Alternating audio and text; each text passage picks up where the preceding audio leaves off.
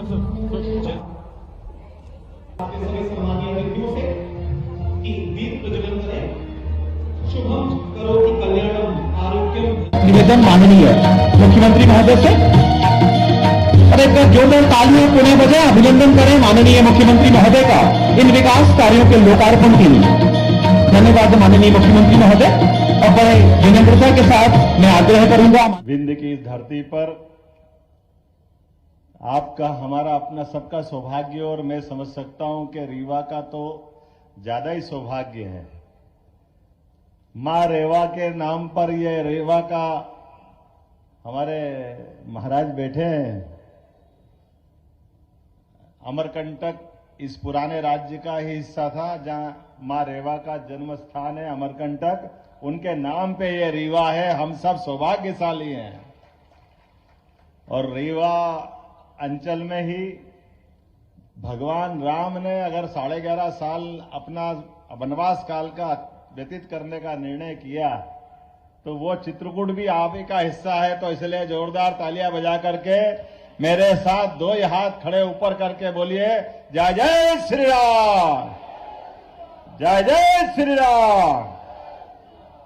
हम सबका सौभाग्य है आज का ये जो अद्वितीय पल है। और इस पल के लिए तो वर्तमान के दौर में खास करके 500 साल बाद यशस्वी प्रधानमंत्री के नेतृत्व में कानून और व्यवस्था के आधार पर जिस प्रकार से सुप्रीम कोर्ट के निर्णय का पालन हुआ है, मैं माननीय उप मुख्यमंत्री राजेंद्र जी शुक्ला, जोरदार तालियां बजाओ राजेंद्र जी के लिए। माननीय सांसद जनार्दन मिश्रा जी, जोरदार तालियां जनार्दन जी के लिए। भाजपा के जिला अध्यक्ष मेरे मित्र डॉक्टर अजय सिंह जी के लिए भी जोरदार तालियां बजाएं। हमारे विधायक गुड़ बहुत वरिष्ठ नेता नागेंद्र सिंह जी के लिए जोरदार तालियां बजाएं। नागेंद्र सिंह जी की लोकप्रियता ऐसी जबरदस्त है कि इस उम्र में भी नागेंद्र सिंह जी का नाम मात्र पार्टी रख दे तो पार्टी जनता परबारे जिता के पहुंचाती है। ऐसे हमारे अद्वितीय नेता है। हमारे इसी मंच पर विराजमान दिव्यराज सिंह जी, जोरदार तालियां बजा, मेरे अभिन्न मित्र हैं। आपके अपने यहां इसी रीवा साम्राज्य के महाराज रहे। हमारे लिए प्रदीप पटेल जी, जोरदार तालियां प्रदीप पटेल जी के लिए, विधायक है प्रदीप जी। यहां मंच पर मौजूद सिद्धार्थ, अब आप तालियां बजाते रहिए, नाम ज्यादा है और मेरे को 5:30 बजे के पहले वापस यहां से सबसे पहले खजुराहो जाना है। तो इसीलिए नरेंद्र प्रजापति जी, जोरदार नरेंद्र प्रजापति जी, सिद्धार्थ तिवारी जी, राजेश पांडे जी, अनिल पटेल जी, नीता कौल जी, प्रणव प्रताप सिंह जी, वेंकटेश पांडे जी, वीरेंद्र गुप्ता जी, श्रीमती प्रज्ञा त्रिपाठी जी, श्री राजेंद्र पांडे जी, सुरेंद्र चंदेल जी, श्रीमती ममता गुप्ता जी, श्री राम जी प्रजापति और हमारी इस अंचल की 2 मेरी मंत्रिमंडल के साथी बहनें, जोरदार तालियां प्रतिमा बागरी जी के लिए भी और राधा सिंह जी के लिए जोरदार तालियां बजाइए। देखो लोकतंत्र गौरवान्वित कैसे होता है। लोकतंत्र गौरवान्वित करने के लिए एक बार फिर यशस्वी प्रधानमंत्री नरेंद्र मोदी जी के लिए तालियां बजाएं, जिनके माध्यम से सरकार बनती है। सरकार के अंदर आने वाले मंत्रियों के लिए, चाहे मुख्यमंत्री हो तो एक अपने सामान्य परिवार का कार्यकर्ता, जिनको उठा करके कहां से कहां पहुंचाते ये नरेंद्र मोदी जी कर सकते हैं। जोरदार तालियां नरेंद्र मोदी जी के लिए बजाइए। भारतीय जनता पार्टी की सरकार में हो सकता है। और अपना रीवा तो आप तो 4 उंगली घी में और सिर कढ़ाई में, मेरे साथ तो डबल है। आपका उप मुख्यमंत्री भी अपने रीवा के और आपके दामाद भी रीवा के, कितना ज्यादा आनंद आया इस बात के लिए। और बचा कुचा थोड़ी बहुत कसर अगर थी तो पहली बार वाले विधायक दोनों बहनें भी आपकी रीवा अंचल की, जोरदार तालियां बजाएं राधा सिंह जी के, प्रतिभा जी के लिए। हमारे यहां पद का महत्व नहीं है, व्यवस्था में कार्यकर्ताओं को प्रशिक्षित करने का महत्व है। और इसी कारण से लोकतंत्र जिंदा किस बात के लिए होता है। लोकतंत्र की लंबी लड़ाई में अमर शहीद क्रांतिकारियों ने अपने बलिदान दिया है, अपने आत्म आहुतियां दी है। और रीवा का तो मैंने अपने दिवराज सिंह जी से सुना है, रीवा हमारा वो साम्राज्य है जब मुगल सत्ता ने तलवार के दम पर अच्छे अच्छे को परास्त किया, तो रीवा साम्राज्य ने हमारी सनातन संस्कृति को बचाने के लिए सदैव युक्ति बुद्धि से अपना रास्ता निकालते निकालते पूरा सनातन धर्म को बचाने का प्रयास किया। मैं इस बात के लिए आनंदित भी हूं कि हां, रीवा का अपना वाकई समय आ गया विकास का। जोरदार तालियां बजाओ, अब कोई कोर कसर बाकी नहीं रहेगी रीवा के लिए।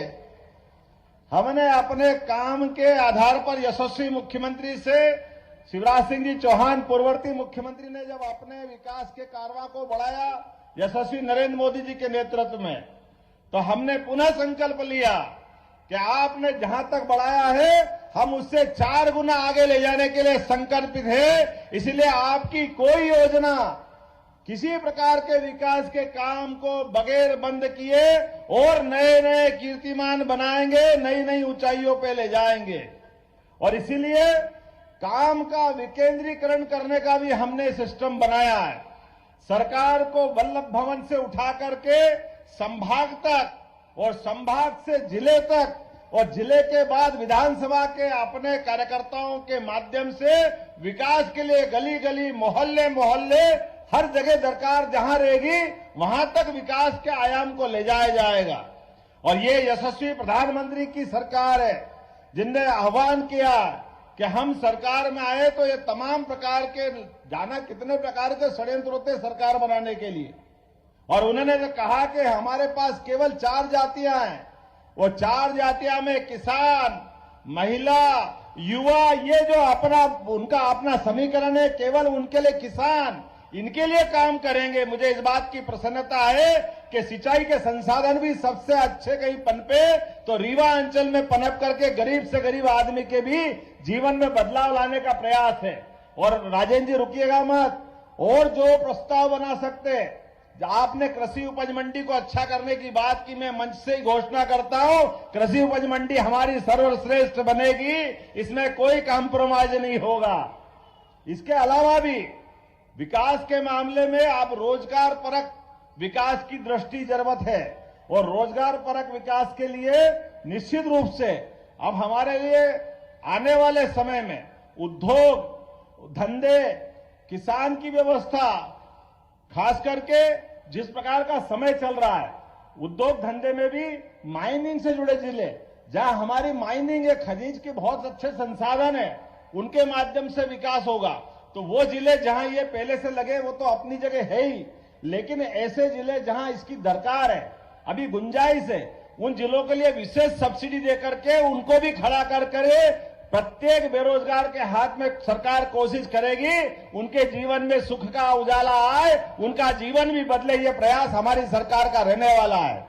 नई शिक्षा नीति के माध्यम से यशस्वी प्रधानमंत्री ने नया दरवाजा खोला है कि हां, विकास तो हम करेंगे लेकिन केवल रोटी कपड़ा मकान की बात नहीं करेंगे।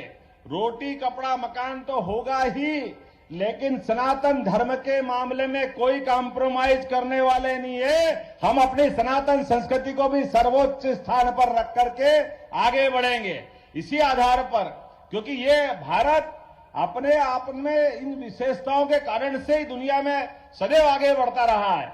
इकबाल ने कहा है कि कुछ बात है कि हस्ती मिटती नहीं हमारी। तो यूनान, मिस्र, रोम बड़े बड़े साम्राज्य थे, लेकिन वो सारे के सारे साम्राज्य धराशायी हो गए। लेकिन हमारे अपने इस भारत की विशेषता है, ये अपने यहां पर अपनी परंपराओं के साथ अपने पुरखों के बनाए वो उच्चतम मापदंड, उनको सबको स्थापित करके चलता है। इसलिए प्रभु राम में आस्था करने का मामला हो तो हां कहता कि हां हमारे पूर्वज थे। अब ये अलग बात है कि उसके मामले भी लोग राजनीति करते हैं। जिनको राजनीति करना वो राजनीति करे, उसकी परवाह भारतीय जनता पार्टी न कभी करी है न कभी करेगी। प्रभु रामचंद्र जी ने सारा जीवन अपना कदम कदम पर पूरे भारतवर्ष के लिए समूची मानवता को धन्य करने के लिए गुजारा है। आज भी बच्चा बच्चा सबका सपना होता है कि राम राज्य होना चाहिए। भगवान राम को इस पृथ्वी पे अवतरित हुए 17 लाख साल से ज्यादा साल हो गए, लेकिन आज भी रोम रोम में राम समाये हुए हैं।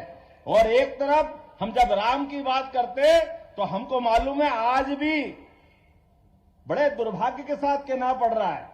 अरे भाई, सुप्रीम कोर्ट ने निश्चित कर दिया है, सुप्रीम कोर्ट से तो बड़ी कोई कोर्ट हो नहीं सकती है। सुप्रीम कोर्ट ने निश्चित किया कि हाँ, अयोध्या में भगवान राम का मंदिर बनना चाहिए, वो मार्ग प्रशस्त होना चाहिए। मुझे इस बात की प्रसन्नता के मुस्लिम बंधुओं ने भी, जो पिटिशनर थे, उनने भी कहा कि हाँ, हमको भी सहमति है, हम ये भगवान राम का मंदिर अयोध्या में बनना चाहिए। लेकिन अभी भी कांग्रेस के कुछ नेताओं का पेट दुख रहा है, अभी भी वो मानने को तैयार नहीं कि वहां मंदिर बनना चाहिए। कोई इनको छोड़ने वाला है क्या? आप बताइए, ऐसे लोगों को कोई माफ करने वाला है क्या जो प्रभु राम के मामले में अड़ंगा लगाए? जीते जी पहले कह रहे थे प्रभु राम की बात करते हो, मंदिर वहीं बनाएंगे, तारीख नहीं बताएंगे। अब जब तारीख भी बता दी, मंदिर भी तैयार है, 22 जनवरी को हमारा अपना प्रभु राम के गर्भगृह में प्रवेश का भी मामला है, तो अब कह रहे हैं दूसरा मुद्दा खड़ा कर दिया। अरे भाई, वो मूर्ति कहाँ है? अरे भैया, तुम्हारा तो भरोसा ही नहीं था राम में, तो भगवान को कहाँ ढूंढ रहे हो? भगवान तो हमारे और आपके दिल में, जो प्रभु को राम को माने वो राम के। आपने तो केवल राजनीति की है। ऐसे राजनीति करने वालों को मैं निश्चित कह सकता हूं कि आज जिस प्रकार से जन आभार यात्रा के माध्यम से वैसे तो प्रदेश भर में माहौल बना है, लेकिन रीवा ने सबसे ऊंचा छक्का लगाया है, सबसे ऊंचा अपना आज का परचम लहराया है। मैंने इतने खराब माहौल में भी, जब बारिश, कोहरा, शीत, तमाम प्रकार के अवरोध, परमात्मा अपनी परीक्षा ले रहा है, लेकिन रीवा के लोगों ने और पूरे रीवांचल के लोगों ने जो स्वागत किया है, तो मैंने भी संकल्प किया है, परमात्मा की दया से अगर सरकार के मुखिया का जवाबदारी दी है, तो राजेंद्र जी और हम सब मिलकर के कोई कोर कसर नहीं बाकी छोड़ेंगे, प्रत्येक क्षेत्र में अपन आगे बढ़ेंगे, क्योंकि हमारी जवाबदारी है। अगर हम अपनी इतने प्रचंड बहुमत के बाद अगर हम सरकार को आगे नहीं ले जाएंगे तो कौन ले जाएगा?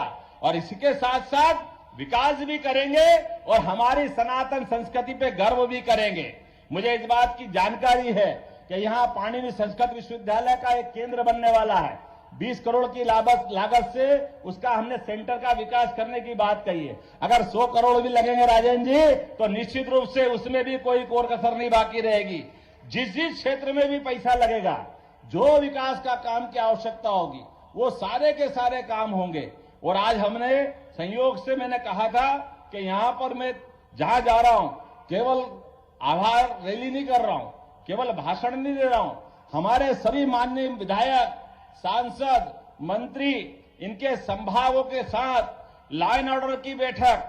आप बताइए, वर्षों वर्षों से थाने बने हुए थे, लेकिन थानों की सीमाओं को लेकर जनता की कठिनाइयों के लिए अभी बहुत इस बात में गुंजाइश थी। हमने निर्णय किया कि थानों की सीमा बदली जाएगी और जहां जहां नजदीक से नजदीक लॉ एंड ऑर्डर के लिए व्यक्ति पहुंच सकता है, 31 जनवरी के पहले पहले उसको दुरुस्त किया जाएगा। हमारे कार्यकर्ताओं का तो ठीक है, आम जनता का भी मान सम्मान के मामले में कोई भी प्रशासन का अधिकारी बदतमीजी करेगा, हमारी सरकार बर्दाश्त नहीं करेगी किसी कीमत पर। वो कितना भी बड़ा अधिकारी क्यों न हो, सरकार का मतलब जनता की सरकार है, गरीबों की सरकार है, जनता के बीच से चुन के आते हैं, तो जनता का सम्मान करना हमारा भी दायित्व है और अधिकारियों का भी दायित्व है। इस मामले में कोई कॉम्प्रोमाइज नहीं किया जाएगा। जो शासन के निर्णय हैं, हम शासन के सभी निर्देशों का यथायोग्य पालन कराने के लिए कटिबद्ध है। इसलिए शासन ने जो जो निर्णय किए, उन सारे निर्णयों का पालन कराने के लिए हमारी सारी संभागीय बैठकें तय हो गई है। उन बैठकों के अंदर एक एक एसीएस तय किए हैं। हमने कोशिश की है वो सारे काम करें। आज थोड़ा समय कम पड़ गया राजेंद्र जी, तो आने वाली 16 तारीख को एक बार फिर रीवांचल में आएंगे, दोबारा बैठक करेंगे और विकास का एजेंडा बना लेना। तब तक वो सारे काम भी मंजूर करेंगे। आज लगभग 350 करोड़ के काम का तो यही से लोकार्पण, भूमि पूजन हमने किया। जोरदार तालियां बजाओ पूरे के पूरे काम को लेकर के।